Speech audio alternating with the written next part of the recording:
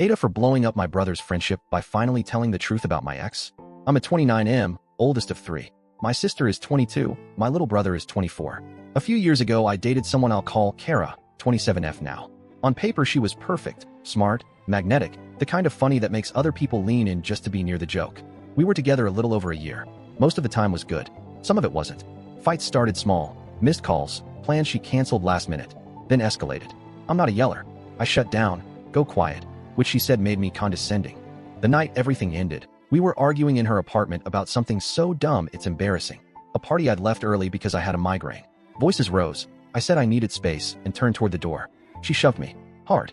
I tripped on the edge of her rug, cracked the back of my head on the doorframe, and hit the floor. Blood everywhere. One of those bleeds that looks worse than it is, but still is not nothing. Kara froze. Then she said, "You're being dramatic. It was an accident." I remember pressing a towel to my scalp and asking for an apology. She crossed her arms. "I barely touched you. Urgent care, 2 staples, a headache that lasted a week." I left for good. I told almost no one. Not because I wanted to protect her, exactly, but because I felt ashamed. I did tell my therapist at the time, who looked over her glasses and said something that lodged in my ribs like a splinter. In my experience, when men say a woman abused them, 90% of the time it's to invert blame. That sentence did 2 things. It shut me up, and it made me question my memory. I started telling people, my parents, my siblings when they asked, that Kara and I were incompatible. It felt safer than trying to explain an injury plus a refusal to apologize, than arguing about whether it counted. Fast forward to this summer. My little brother, Liam, had been studying abroad the year I broke up with Kara. He liked her when I was dating her. To be fair, a lot of people did. When he moved back home in June, I noticed her name popping up on his phone, then his Instagram. One afternoon he told me he'd run into Kara at a friend's rooftop, and they'd caught up. Then he started hanging out with her, group things, coffee, a hiking trip she organized. I told him it made me uncomfortable. He said, "You don't get to tell me who to be friends with." I sat with that for a week and hated every second. Finally I said, "I didn't want to do this, but I'm going to tell you why Kara and I ended." She shoved me during a fight. I fell. I cracked my head open. She told me it wasn't a big deal and refused to apologize. I watched his face for any flicker of, "Oh man, that's awful." What I got was a slow shrug. "You broke up with her because she pushed you once? That sounds petty." I laughed out loud, that ugly kind of laugh that covers a flinch. "It wasn't a love tap, Liam. There were staples in my head."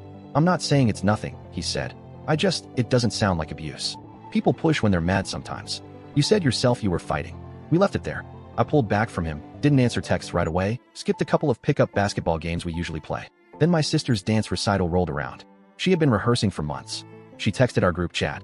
"I have 2 extra tickets if anybody wants to invite someone." Liam asked her for one for Kara. My sister, Mia, told me privately. I gave him the ticket.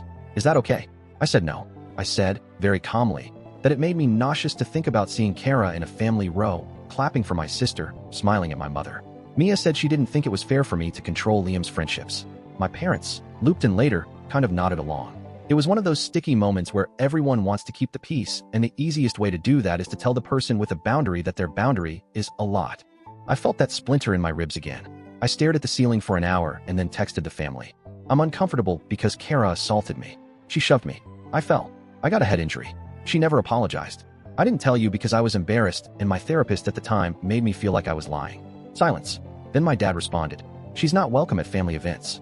Mia, please cancel the extra ticket." My mom called and said, "Honey, I wish you told us sooner." Mia apologized. Liam, on the other hand, blew up my phone. "You're manipulative. You're doing this to punish me and control me." We got into it. He said that telling the family was fine if my goal was to share my experience, but that my real goal was to cut him off from a friend, so it's controlling. I said I have the right to talk about my own life, especially when it involves our shared spaces. He said if I really had healed, I wouldn't need to rally a jury. Here's the messy part. A part of me thinks he's not wrong about my motives. If Liam had never brought Kara around, I would probably still be telling people we were incompatible. I didn't suddenly decide I needed to reclaim my narrative on a random Tuesday. I spoke up because I felt cornered, because the idea of my ex, who never took accountability, being folded into my family like nothing happened felt like stepping on the same rake twice. Was there a strategic element? Absolutely. I wanted my family to tell Liam, "No, this isn't okay." I wanted the system to hold where I felt I couldn't. But another part of me, the bigger part, thinks that's not the damning slam dunk he imagines. I wasn't asking anyone to ban someone for a rumor. I was describing a thing that happened to me, that I have physical records of, and the way it still affects me. If telling the truth changes how people act, that's not manipulation. That's people acting on information they didn't have. It would be a different story if I lied or embellished. I didn't. I actually softened it. I didn't mention that after urgent care I texted Kara, "I need space," and she replied, "Don't be melodramatic," followed by a selfie from a bar. I also keep replaying my old therapist's line, 90% of the time. It made me question my memory, and it made me complicit in my own silence. If you tell a guy that talking about being hurt makes him suspect, you get guys who stop talking. That's the point. And then everyone treats the silence like proof nothing happened. The family split was immediate. Mom's reaction was very mom. Lots of, "I'm so sorry," and "tell me exactly what you need at the recital to feel okay." Dad was blunt. "Liam, knock it off. It's messed up to parade her around after what she did." Mia called me crying because she felt guilty for giving Kara the ticket and asked, "Do you want me to say something to Liam?" I told her no, because pouring gasoline on a fire isn't a hobby I want her to pick up. Liam doubled down. He said I was weaponizing trauma to get my way. He said, "People do bad things when they're mad. If you ever shoved someone, should you be exiled?" I said, "If I shoved someone and they split their head open, yeah, I probably wouldn't show up to their sister's recital like a social butterfly." He said Kara told him I grabbed her wrist first. I said that's not true. I remember exactly where my hands were, on the doorknob, then on the back of my head. My extended family chimed in on the cousin's thread. A couple of them remembered the staples, because I wore a hat to a barbecue and joked about a mysterious shark attack. One cousin, who I love but who lives to stir the pot, wrote, "If she can't even say sorry, the bar is in hell." That got a like from my dad, which is the digital version of a gavel. So that's where I'm stuck. On one side, I'm relieved. My family believes me. The recital will be Kara-free. On the other side, Liam is staring at me like I detonated a friendship just to prove a point. And I can't lie. If my telling the truth made it harder for him to hang out with someone who hurt me and never owned it, I'm okay with that. But is that justice or control? Is it possible I'm both protecting myself and pushing the edges of what I get to call my boundary so that it includes other people's choices? So, AITA for telling my whole family why I broke up with my ex knowing it would probably tank her place in my brother's life? Or was I just finally saying the quiet part out loud because my silence was starting to feel like consent? Update. A few days after I posted, a few things happened.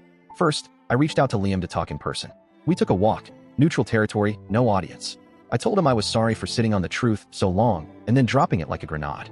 I wasn't apologizing for telling the family. I was apologizing for the timing and the way it blindsided him. He admitted he felt ambushed and defensive. Then he told me Kara had texted him a clarification, which he showed me. It said, "I did push him, but he grabbed my arm first and I panicked. I never meant for him to get hurt." No apology to me, just a justification with passive voice.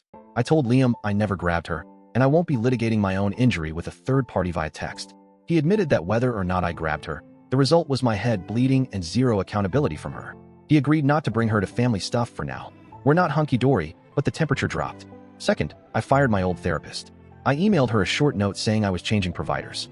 I didn't write the paragraph I drafted about how her statistic made me swallow blood for 2 years, but I might submit a formal complaint later.